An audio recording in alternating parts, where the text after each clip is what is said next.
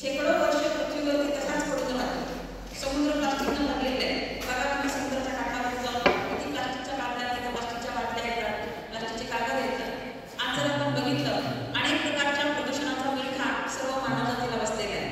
आणि वसुंधरा बचाव फक्त कार्यक्रम साजरे करून चालणार नाही, तर प्रत्यक्ष इम्प्लिमेंटेशन किंवा त्याचं सुरुवात आपल्यापासून केली पाहिजे. आपण रोज बाजारात गेल्यानंतर किती प्लास्टिकच्या पिशवीमधून काय काय खरेदी केलेली घेऊन येतो घरापर्यंत. ते जे प्लास्टिक आहे ते परत आपण कुठं टाकतो, त्याची विल्हेवाट परत आपल्या घरातून ते दारात जातं. दारातून त्या गावाच्या वेशीवर जिथं स्वागत करणार असते या खालीच प्लास्टिकचे कचऱ्याचे ढीग पाहायला मिळतात. ते प्लास्टिक खाऊन अनेक गायी म्हशी ज्या मोकाट गायी असतात किंवा रस्त्यावर फिरणाऱ्या त्या प्लास्टिकच्या कागदामध्ये असणारे खाद्यपदार्थ ते खातात. त्याबरोबर प्लास्टिक सुद्धा गिळलं जातं. त्यांच्या आतड्यामध्ये ते प्लास्टिकच्या पिशव्या साचून राहतात. ऑपरेशन केल्याशिवाय पर्याय नसतो. अशी जनावरं गतप्राण होतात. प्लास्टिकचा धूर जो आहे, बऱ्याचदा कचरा कुंड्या असतील किंवा गावाच्या बाहेर डम्पिंग एरिया अशा ठिकाणी जर प्लास्टिक पेटवलं जाळलं तर त्यातनं बाहेर पडणारा धूर हवेचं प्रदूषण करतो. आणि हवेच्या प्रदूषणामुळे आपल्याला सगळ्या प्रकारच्या जे संस्था आहेत शरीरामध्ये त्याच्यावर वाईट परिणाम होतो.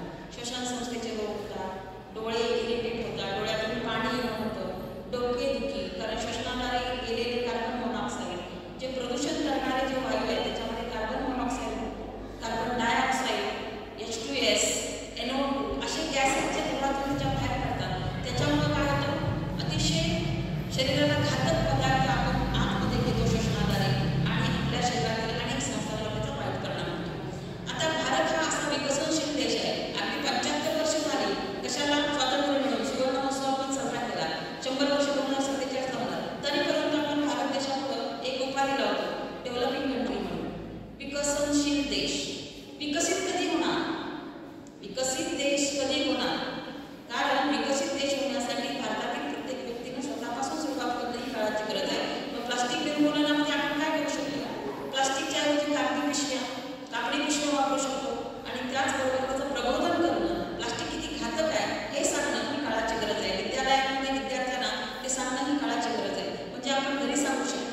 आणि प्लास्टिक मुक्त भारत, प्लास्टिक मुक्त शाळा, प्लास्टिक मुक्त परिसर, प्लास्टिक मुक्त भारत ज्या वेळेला होईल त्यावेळेला पर्यावरणाची हानी कमी होईल. पर्यावरणामध्ये अनेक कार्बन डायऑक्साईड, ऑक्सिजन यांचं प्रमाण जे आहे, नायट्रोजन हे व्यवस्थित स्थिर राहावं लागतं, त्याचा बॅलन्स राहावा लागतो. नाहीतर काय होतं, जंगलतोडीमुळे कार्बन डायऑक्साईडचं प्रमाण वाढत चाललेलं आहे. त्यामुळं ग्लोबल वॉर्मिंग म्हणजे ग्रीन हाऊस इफेक्ट आणि ग्लोबल वॉर्मिंग अशी जागतिक समस्या आपल्याला भेडसावतात. प्लास्टिकचा वापर रिसायकल, रियूज आणि रिड्यूस 3R फॉर्म्युलाद्वारे आपण ते नियंत्रित करू शकतो. रिड्यूस, रियूज आणि रिसायकल. रस्ते तयार करायला जो वेस्ट प्लास्टिक आहे, टाकाऊ प्लास्टिक आहे, त्याचा जर वापर झाला, तुम्ही विज्ञान प्रदर्शनामध्ये अशी काही मॉडेल येतात पहा. मी बऱ्याचदा सायन्स एक्झिबिशनला परीक्षक म्हणून गेल्यानंतर अशा विद्यार्थ्यांनी तयार केली होती मॉडेल, वर्किंग मॉडेल, की टाकाऊ प्लास्टिकपासून रस्त्यामध्ये त्याचा वापर करायचा डांबरासारखा. रस्ताही घट्ट होतो आणि प्लास्टिकचा रिसायकलमध्ये सुद्धा यूज होतो. पण अशा पद्धतीची यंत्रणा पण तयार होणं गरजेचं आहे. तयार होणारं प्लास्टिकच तयार होऊ नये.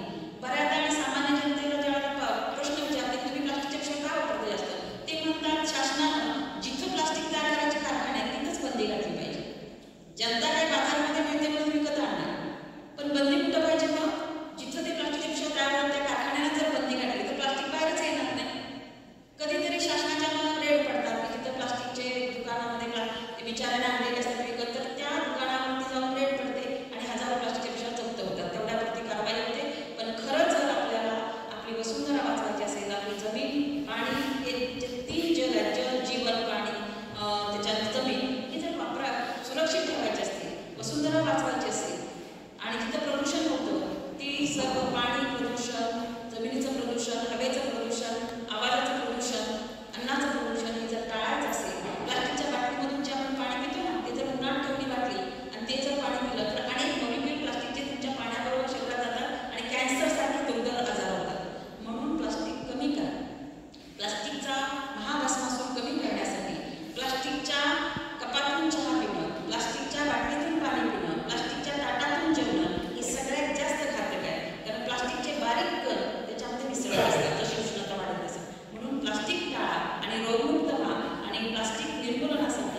आपल्या